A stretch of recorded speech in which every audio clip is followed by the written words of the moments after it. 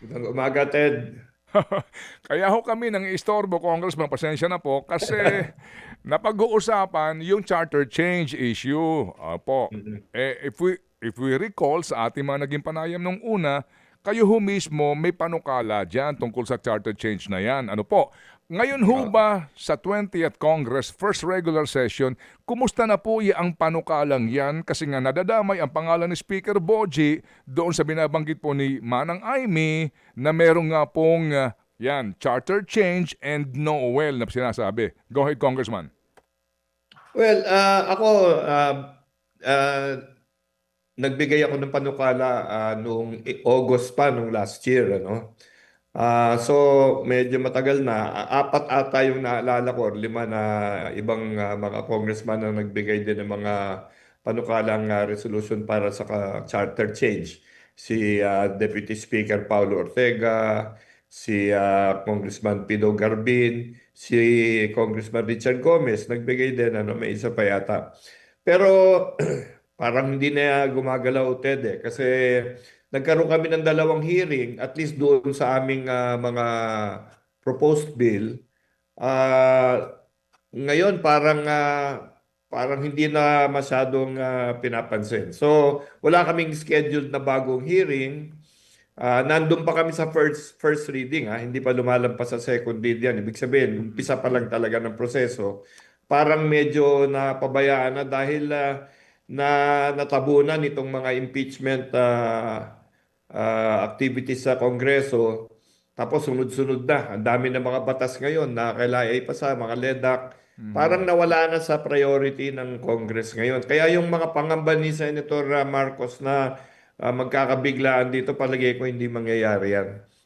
Saka alam mo, Ted, yung aming proposal, con-con, hindi con-as, hindi Constituent Assembly. Mm. Hindi Kongreso ang gagawa ng revision sa konstitusyon, kundi Mm. Constitutional Convention para sa amin. So, siguro hindi na siya dapat mangamba dyan. Oo, kasi nga din po, baka lang ho may hugot si Manang Aimee during the 19th Congress, 'di ba? Yung RBH, yung Resolution of Both Houses, remember? Ah, Last Congress 'yon, meron nun eh.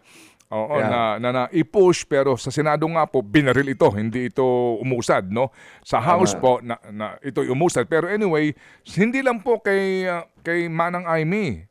Opo, kung hindi po sa aming lahat, yung assurance na ito ho bang charter change na ito ay kaninyo mukhang patay na ito ngayon, baka naman sa second regular session muling mabuhay o anuman. Ah, kung gawin nila, well, sa tingin ko, kung Constituent Assembly, parang siguro wala naman sigurong boboto para dyan eh. Sa ngayon kasi ang House of Representatives ngayon talagang abala kami para mabawi, no, yung tiwala ng tao. Sa Senado, nakikita naman natin, medyo, medyo magulo sila doon. So, sa tingin ko, wala sa panahon kung Constituent Assembly. Mm. Kung naman i-con natin ito, parang nauubusan na tayo ng oras eh. Kasi kung halimbawa pumasa yung, halimbawa, sabi mo nga sa next session, ano, kung pumasok yan, kailangan mag-eleksyon ka muna ng mga Mm. kandidato, maging delegado. Mm. Pagkatapos noon, magko-convention ka pa. Tapos ng convention, magpe-plebisito ka pa. So, masyado, kung 2 taon na lang ang naiiwan, palagi ko medyo mahirap na talaga. Mm. O sige po. Mhm. So, mahirap tsaka sa kailangan ng pera diyan, Congressman. Budget. Oo nga. Yan, hirap na hirap tayo ngayon eh. Sa mga digmaan sa ibang lugar, Mm. nadadamay tayo. Mhm. Nagkakandara pa yung ekonomiya natin ngayon na ginagawa natin lahat ng kayang gawin para at least maibsan yung mga problema niyan. Pero Mm. grabe talaga ang sitwasyon. Alam natin lahat yan, hindi ba? Opo. Oo. So, Opo. palagay ko, wag nang isipin yan. Opo, salamat po. Oo. Doon po sa assurance na 'yon. Kaya ho kami tumawag nga sa inyo as party leader po ng NUP diyan sa Ah, Kamara na una po nagpanukala nito para na ho namin malaman nga ang update. Doon sa oo. no elections, no L. Ah, puwede bang mangyari 'yon nang hindi natutunugan namin mga mamamayan na biglang paggising namin walang eleksyon? Hindi naman siguro. Kasi kailangan mag-umpisa sa House of Representatives yan eh. Sabi ko nga sa'yo, walang nangyayari na dyan eh. At parang ano wala nang interest talaga. Sa tingin ko, sayang. Kasi ako, tingin ko marami talagang dapat palitan sa konstitusyon na hindi naman, wala namang kinalaman sa mga eleksyon, mga term of office, ganun. Siguro sa susunod na lang na administrasyon eh. Pero tingin ko parang mahirap makita na mabubuo yan. Yung mga pangambang ganyan, siguro hindi mo maalis sa tao yan na baka nagkabiglaan na naman. Pero malabo sa tingin ko, Opo, Ted. opo, opo. Na biglang walang election for what reason? Oo, wala. Tsaka alam mo, nagmumula lahat yan sa pangamba ng lahat na ay sigurado nang mananalo si Vice President, no? 'Di ba? Ako Mm, lagi ko sinasabi, wala pang nananalo bukod kay ERAP na naglamang sa mga survey ng maaga. Wala, kahit isa. Si ERAP lang talaga. So, mm, ito mga survey nakikita natin ngayon, para sa ngayon yan. Pero sa tingin ko, dito lang sa taon na darating malaking pagbabago yan.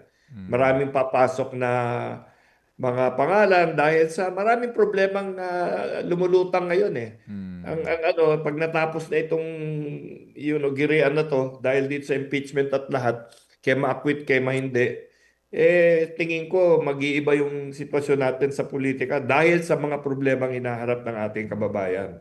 Pag nalampasan na yan, sa tingin ko, meron posibilidad na may ibang mga lulutang dyan. Okay, sir, matanong ko lang po kayo, no?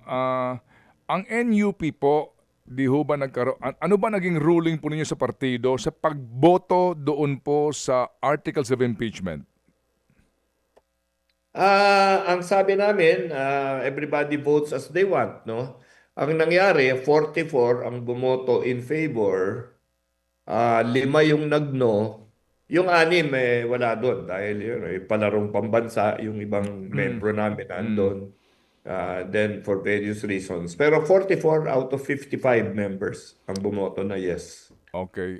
Yun ho bang mga bumoto ng no ay kasama sa mga natanggalan ng committee chairmanship? Wala pa naman. Yan ang pinag-uusapan pa lang sa Kongreso pa lang ngayon. Ang mga natanggalan, mga partido federal yun, ano? Mhm. Karamihan. Mhm. Dahil siyempre, siguro yun ang desisyon ng partido nila. Kami Mhm. naman, kasi binigyan namin ng pagkakataon yung mga tao na bumoto sa gusto nilang botohin. Mhm. Hindi naman siguro tama na sinunod nila yung sinabi namin, tapos ngayon paparusahan namin sila. So, Oo. pinag-uusapan pa, pero ganito naman yan sa Kongreso, kung meron matatanggalan, ang papalit partido rin niya. Mm, No? So, mm, ang pakiusap namin sa leadership ngayon, pabayaan na lang kami mm, magdesisyon dyan para wala na ng mga diskusyon.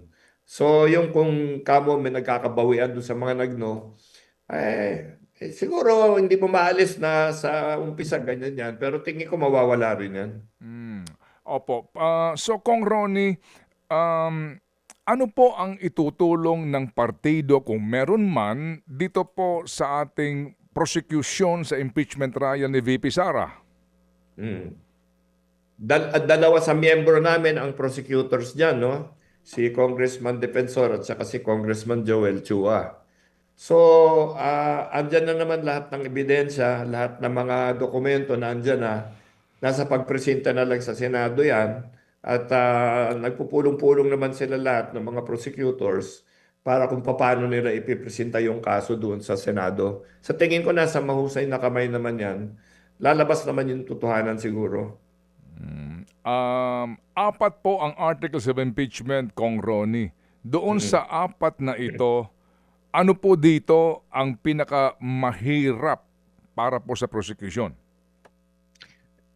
Yung mahirap sa tingin ko, yung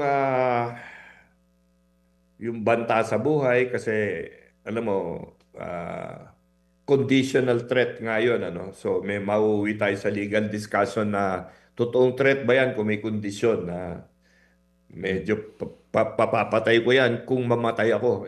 Mm. So hindi Mm. threat na nga ba yun o Mhm. ano ba yun? Tapos yung isa siguro yung kay Madriaga kasi Mm. marami siyempre kailangan siyang ipaliwanag doon sa mga tinatanong sa kanya doon sa committee hearing. Ang medyo matindi talaga yung pera, no? I mean, yung may kinalaman sa kayamanan, ano? Kasi yung statement of assets and liabilities ni Vice President nasa 80 million. Sa tagal niya sa serbisyo, ewan ko parang mahirap paniwalaan kasi kahit sinong congressman siguro, walang 80 million ang net worth diyan. So, kailangan yun. Yun ang kailangan medyo siguro busisiin na mabuti kasi paano mo ipapaliwanag yan sa harap ng bilyon na mga na-deposito. Pumunta ba yun? Saan? Pumunta yun, Mm. no? At Mm. bakit Mm. nandun yun? Mhm. So, mga ganun. Sa tingin ko doon madidiin yung issue sa prosecution. Pero ano lahat ito? Puro ebidensya to, Ted, no? Mhm. Yung mga papeles, dokumento, nandyan naman yan. Kailangan ipaliwanag ng depensa siguro dyan kung ano yun. Mm. Opo, kayo po ay, well, matagal na rin po, no, naging advisor ng iba't ibang presidenteng nakaupo.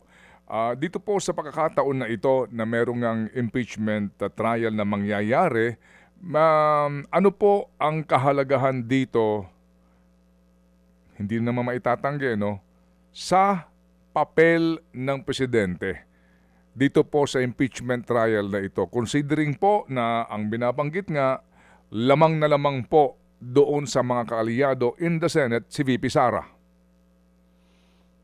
Ah, Siyempre, lahat ng ganyan medyo panunubok yan ano sa popularidad at saka sa poder pa rin ng ating Pangulo. Ito sa Senado, alam mo, ewan ko lang yung sinasabi nila na lamang yung depensa diyan. Sa tingin ko, pag naglabas yung ebidensya, baka magbagong sitwasyon. Pangalawa, yung mga ibang sinasabi nila na, ito sigurado, boboto ito para ma-acquit si BP Sara. Parang hindi ako nakakasigurado. Hindi ako naniniwala sa paningin ng iba, no? So, sa tingin ko, sa ngayon, sa tingin ko medyo tabla-tablahan pa yan.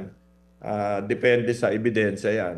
Ang diferensya kasi sa Senado, maliit lang. Pero kailangan mo kasi 16 votes, di ba? Mm, mm, Para ma-impeach yan. So hahabol ka pa ng 4 or 5. Pero kung basahin mo yung listahan ng mga hindi pa nila alam kung paano boboto, tingin ko yung iba dyan maapekto talaga sa ebidensyang makikita nila. So tingnan natin, siyempre pag na-acquit yan, na-acquit, no? Maliwanag na talagang pinanigan no, ng mas mm, marami sa Senado or at least ng kinulang ng mm, mag-convict sa kanya. Ah, pero tingin ko hindi naman natin necessarily maididikit yan sa presidente dahil hindi na naman tatakbo yung ating Pangulo. mm, Ah, Sana maging base sa ebidensya. Kasi kung mm, yon, kung i-acquit man o i-convict, kung mm, nakita natin sa ebidensya ang base, talagang paniniwalaan ng ating mga kababayan. Kung mm. hindi, siguro baka magkadudahan lahat, baka magkagulo tayo. So, Opo. sana hindi naman. Sabi po ninyo, hindi na naman po tatakbo si Presidente, di ba? Hmm. Para nga para makialam pa siya, pero kung pakikinggan mo si Manang Aimee at yung iba, ano ho, na nasa kabilang kampo, kapag nakalusot si VP Sara, takbo ka na dahil tepok ka. Ang ginamit nga niya. ang, Yan ang, naman ang, lungkot ang, sa ating demokrasya. ang, Yan lungkot sa atin dahil halos lahat ng presidente kinukulong eh. Ah, Sana wag naman matuloy yung ganyan, no? Matapos na sana yan. Pero wala tayong magagawa, ganyan talaga. Yun, ang kanilang sinasabi, ibig sabihin, may plano talaga silang habulin yung Pangulo pagkatapos, no? Kung maganda yan. Dahil mm, kung sana binabase nila yan sa katotohanan at sa talagang tunay na kasalanan ng ating Pangulo, di okay lang. Pero kung dahil lang gusto nilang mm, bumawi, mm, dahil medyo na feeling nila na api sila, hindi naman maganda yun marinig sa isang politiko. Di ba? yung nga po ang sinabi, no, tepok kayo, no? Tepok kayo Yun. kapag nanalo si VP Sara. Kaya nga po Oo. ang damdamin ng iba dito, bagamat natawa lang tayo, pero ang bottom line nga po dito, yung walang katapusan, ika nga, no? Cycle ho ng kung ng benggansya, kung yun man po ang tamang word dito. Pero, Oo. opo. Pero, Kong Ronnie, ito hong usapin ng flood control scandal na ito. Bagamat sa Senado po, wala pang balita kung kailan ang resumption po ng hearing po ng Blue Ribbon doon. Sa House po, nag-inhibit na po kayo. Yung pong inyong panukala dyan, na pagbabawal na po sa mga miyembro ng Kongreso, bagamat may batas na po na bawal yan, yung iyong conflict of interest at maging itong ang pakikilahok, pakikialam sa mga kontrata, sa mga proyekto ng gobyerno, nasa na po yun? Dalawa yun kasi, no, Ted, no? Yung Mm, isa, proposal namin na ilagay sa House Rules para hindi na pumunta sa mm, kaso-kaso pa doon pa lang sa congressman. Sa aming house pa lang, pwede na kami mag-expel ng member. mm, Yung isa, batas, panukalang batas. Ang nag-author niyan si Majority Leader Sandro Marcos, no? mm, Nandyan yan ngayon. Yan, government-wide yan. Yung mm, basta may kamag-anak ka, bawal ka kumakontrata sa gobyerno. mm, Medyo mas stricto yan kaysa mga batas natin ngayon. At tingin ko mas nakatutok dun sa mga nakikita nating nangyayari. mm, Mas mahirap siguro yung aking pinopropose, yung pinapanukala kung ipasok na yan sa House Rules. mm, Kasi, siguro gusto nila may dadaanan na proseso na hustisya, no? Which oo, is nandun sa batas. So, nandyan yan. At tingin ko mm. hindi tatagal ma-approve yan eh. So, bago siguro matapos itong kongreso na ito, sigurado may batas na tayo mas matibay niyan. Okay, opo. May pahabol po tanong si Chacha. Go, Cha. Oo, yes po. Congressman, kanina Yes. narinig ko ang sabi nyo sa Senado, ang gulo. So malamang nakatutok din po kayo ngayon sa bangayan, sa ingay, dito sa Senado, pangatlong linggo na po ngayon. Ano po ba sa tingin ninyo, saan po ba nag-uugat yung gulo talaga dyan sa Senado? Ah, Una-una yung Senado kasi 24 na tao yan na parang maliliit na presidente yan, ano? Na yung kanilang constituency, yung sumusunod sa kanila buong bansa. So talagang ang feeling nila, yung kanilang opinion, hindi nila kailangan na idamay sa ibang tao yan. Pero talagang dahil sa eleksyon at dahil sa naging flood control issues natin, medyo uminit talaga. Kasi aminin natin, ano, may iba diyan na humaharap ng kasong grabe, no? Na sa mga darating na panahon. Kaya talagang medyo umiinit talaga yung usapan. Nawawala nga si Congressman De La Rosa ngayon dahil ayun, dadali nila ulit sa ICC, mga ganon, no? So, yan siguro ang pinagmumulan talaga na kung bakit napakainit talaga ng atmosphere doon. Malungkot yan tignan, ano? Sana, Mhm. alam mo, kung may kasalanan yung tao, dapat kasuhan, kasuhan mo na. Huwag na lang pag-usapan ng pag-usapan, pag-isap pa, mga ilang buwan na wala pang resolusyon. Ako naman, ang paningin ko dyan, sa totoo lang, mga legislators ito, para mo i-charge yung legislator ng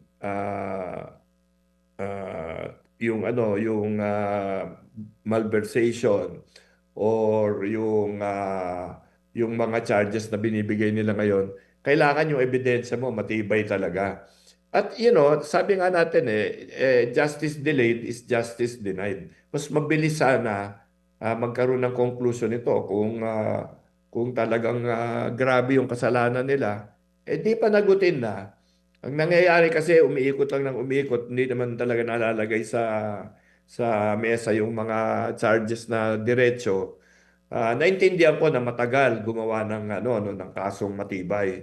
Pero siguro dapat tapusin yan para mawala na yan sa isip ng ating mga senador. Kasi paano ka naman mapapanatag ng kalooban dyan kung hindi mo alam kung anong araw lalabas yung warrant of arrest mo, biglang ma-hold departure order ka, biglang ma-seize yung assets mo, di ba? So, parang mahirap talaga makitang manahimik ang Senado kung ganyan ang atmosphere. Oo, sorry, hindi ko masyadong makuha yung punto niyo, sir. Paano po ba? Kung may dapat kasuhan, kakasuhan agad, huwag patagalin. Yun po ang inyong suggestion.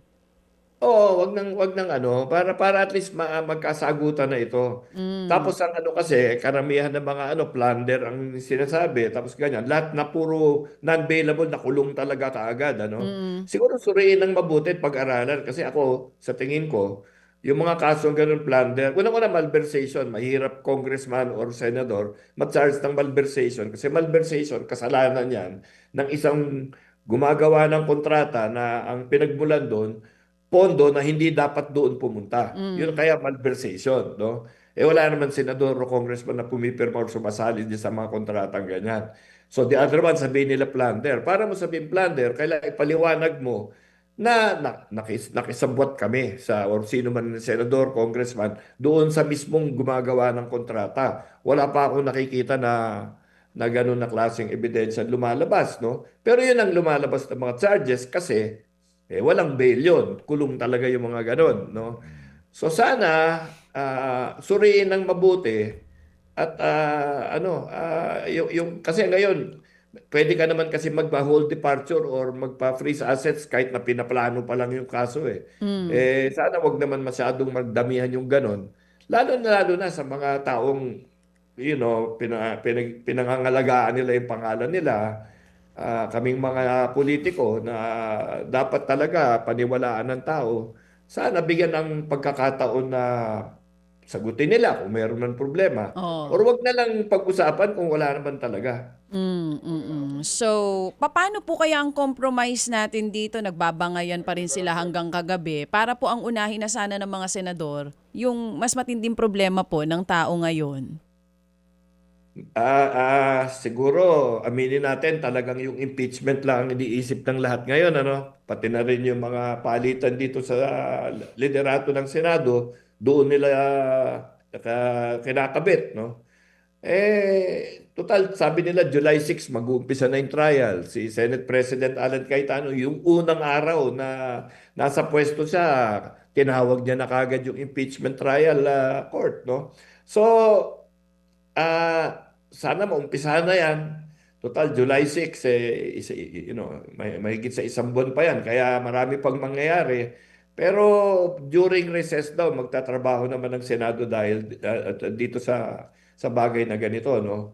So, mas maaga malutas yan, mas maaga matapos lahat yan. Siguro mas kakalma yung tao. Tapos, magkaroon na rin ng masusing pag-iisip dito sa mga kaso na binabanggit na isasampa laban sa mga congressmen or sa senador or sa mga representante, di ba? Para wala na yung mga haka-haka eh. Yung kasi medyo nakakasama pa ng panahon kasi yung hindi mo alam kung matutuluyan yung kaso or hindi, hindi mo maintindihan anong base, yung ganun. Mabuti ilapag na para malinaw na lahat. Okay, sige po. So Congressman Ronnie, salamat sa inyo pong panahon at kahit na nga po holiday ngayon, kayo po ay nagbigay po ng oras at nagpaunlak po sa aming programa. Sa ulitin po, Kong Ronnie. Of course, maraming salamat, Ted. Opo, mabuhay. Thank you. Mga kapatid, patuloy po kayong tumutok sa 105.9 True FM para sa totoong balita, impormasyon, music, and entertainment. Mag-subscribe sa aming YouTube channel at podcast at sundan nyo kami sa Facebook, Instagram, X at TikTok sa True Network PH. Bisitahin din po ang aming official website, truefm.ph. At panoorin din kami sa True TV Signal, Channel 19. Kami po ang 105.9 True FM. Laging true sa'yo, kapatid.